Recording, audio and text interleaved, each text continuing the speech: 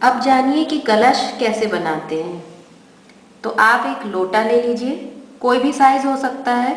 थोड़ा छोटा लेंगे तो दिया रखने में आसानी होती है, या फिर जो लोटे लिड के साथ आते हैं उसमें आप आसानी से दिया रख सकते हैं।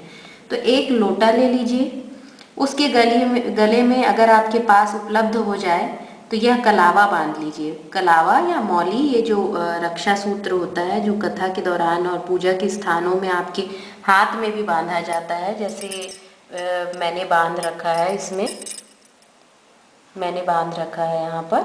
तो आप वो भी ले सकते हैं। और उसके बाद इसको गले पे बांध दीजिए। इसके अंदर आपको पानी भरना है, पूरा मुंह तक पानी भरना है, मतलब बाहर ना आए, थोड़ा यहाँ तक गले तक उसके पानी भर लीजिए। उस पानी में आपको अक्षत डालना है।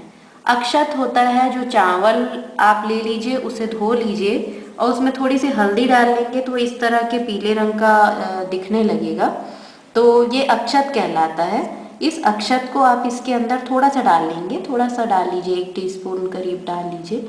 उसके बाद इसमें आप एक कॉइन डालेंगे, एटलीस्ट 1 कॉइन।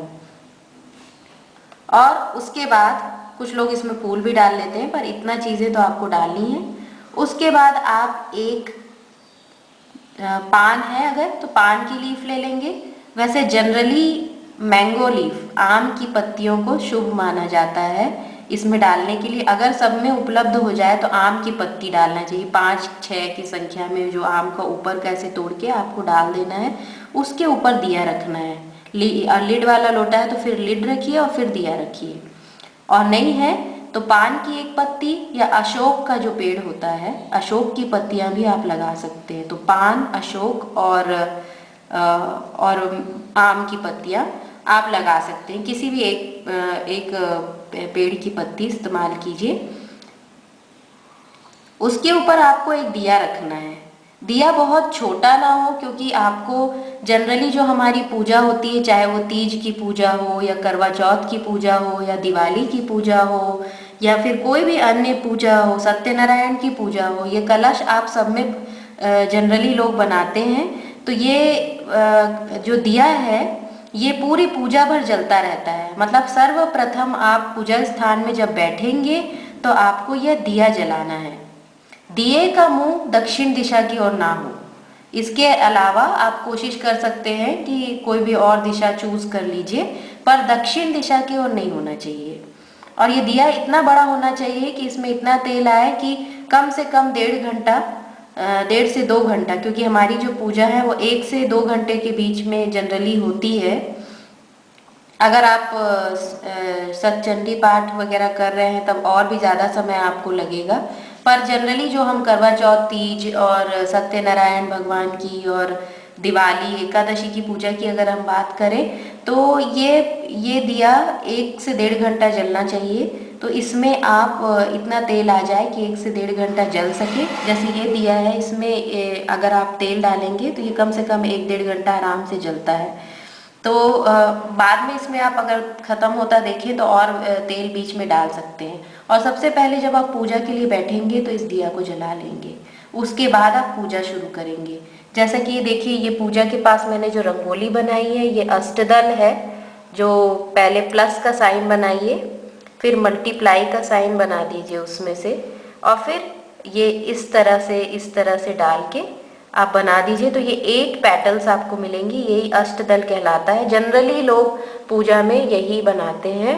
इसके अलावा कुछ लोग दूसरी रंगोलियां भी बनाते हैं जो कि चलता है, पर यह बहुत कॉमन है और लोग यही बनाना पसंद करते हैं, क्योंकि इसे कमल का रूप माना जाता है और कमल लक्ष्मी जी को अति प्रिय है। या आप चावल का आटा या गेहूं का आटा यूज़ करेंगे, इसे आप जनरल रेत की रंगोली यूज़ नहीं करेंगे। पूजा के लिए जब बना रहे हैं आप इसमें कलर भर सकते हैं रंगोली से अगर आप चाहें तो, पर ये जो बेस आप बनाएंगे, वाइट वाला जो बनाएंगे, ये कोशिश कीजिए कि आप चावल या गेहूं का आटा लेकर बनाएं।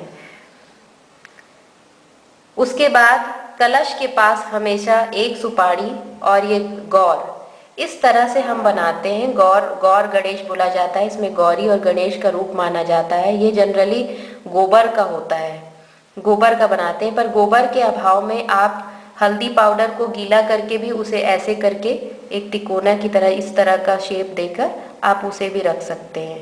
तो ये गौरी और गणेश माने जाते हैं जो प्रथम पूज्य होते हैं। जब आप पूजा शुरुआत करते हैं तो सबसे पहले इनमें आप जल डालते हैं, जल, फूल, अक्षत वगैरह डालते हैं और भगवान गणेश से का आह्वान करते हैं, गौरी माता का आह्वान करते हैं कि वे आपकी पूजा में आएं और आपकी पूजा को सफल बनाएं, क्योंकि गणेश जी के आह्वान और पूजन के बिना कोई भी पूजा सफल नहीं मानी जाती।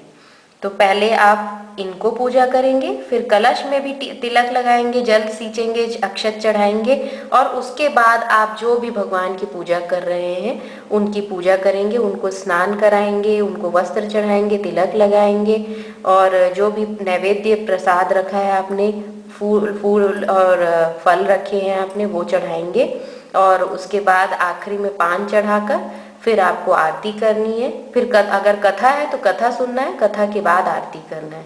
यह पूजा का प्रोसेस होता है और यह होता है कलश। इस तरह से आप कलश बना सकते हैं। पूजा खत्म हो जाने के बाद, दिया बुझ जाने के बाद आप इस पान को चाहे तो किसी गमले में या पेड़ के नीचे रख सकते हैं और जल को जो है वो आप तुलसी में या किसी भी पौधे की जड़ में डाल सकते हैं। इसे बाहर ऐसे ही फेंकना नहीं है और जो इसके अंदर से सिक्का निकलेगा उसे आप चाहे तो मंदिर में दान कर सकते हैं या फिर अपने पास भी रख सकते हैं या अपने पूजा के यूज़ में भी ला सकते हैं। धन्यवाद।